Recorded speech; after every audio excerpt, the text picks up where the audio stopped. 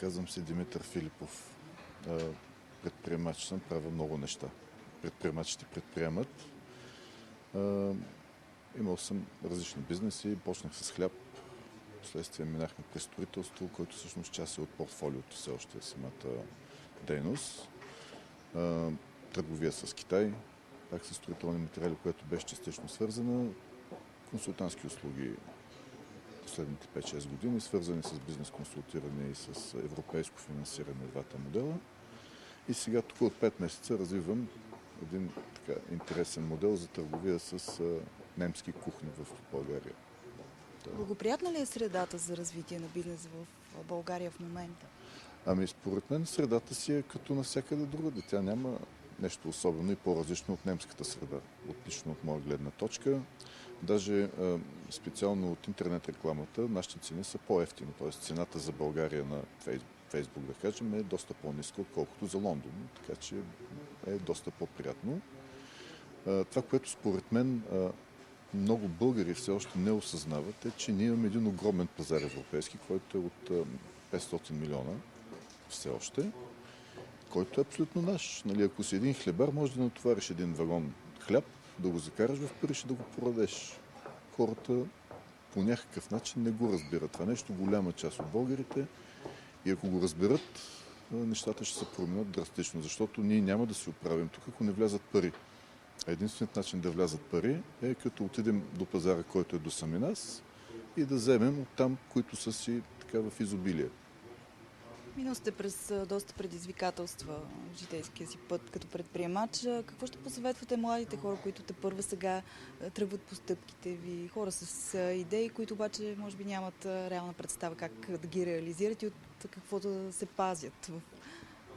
Според мен един от големите проблеми на всички българи като предприемачи е, че нямат знания за бизнес.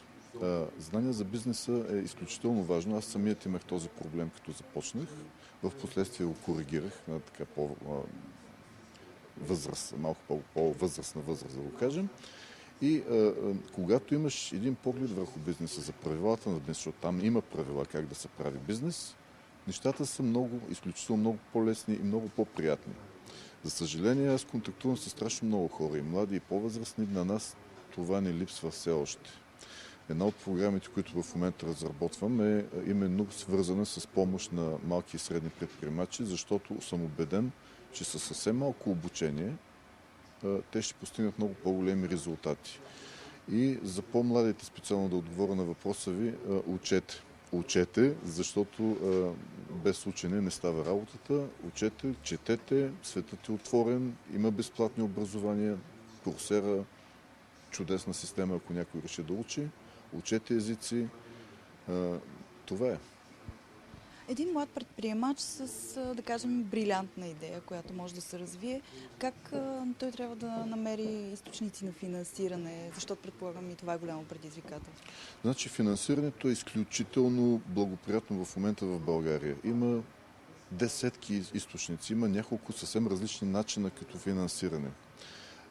През 2013 година Обама, който е един новатор в областта си, предприемат закон за краудфандинга, който е една изключително добра система за финансиране. Там излизаш в един сайт, представя си идеята и ако тя е добра, получаваш подкрепа на хиляди, милиони инвеститори. Абсолютно, нали, съвсем безплатно, с минимални средства, ти излизаш на един огромен пазар, сравнено с излизането на борсата, който е привлечения капитал, другия начин в Америка изключително популярен, това е буквално стотици пъти по-лесно. Да не говорим, че има фондове за рисков капитал, има angel инвестори, такива ангели инвеститори, има грантове сега специално за Европейската комисия, тук за нашата част на света, които се покриват от това. Има акселератори, инкубатори, Леван. Само някой трябва да реши да прави бизнес. Обама го е направил това нещо, защото неговата администрация е сметнала, че 75% от новите работни места в щатите се отварят от стартапи. И човекът е преценил, че това е една изключително добра идея, която трябва да бъде подкрепена. 2013 година закона се гласува и минава. И сега си имаме краудфандинг, нали, което е чудесно, за да може да се реализираш идеята. Мислете глобално, нали, трябва да се мисли в глобален мащаб. За съжаление, ние по нашето време мислихме малко по-сковано, но такива бяха времената. Нямаше ги тези възможности. Сега светът е отворен.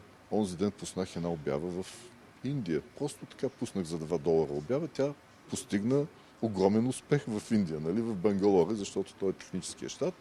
Така че ако имате възможности, желание да продавате някакъв продукт, светът е ваш. Може да го продадете буквално навсякъде.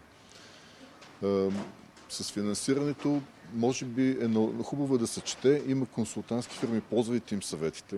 Те, много от хората са в час специално за финансирането, могат да ви дадат много добри идеи, къде да стигнете, какво да направите, по какъв начин да си направите бизнес плана, така че да получите инвестиране. И в общи линии това е.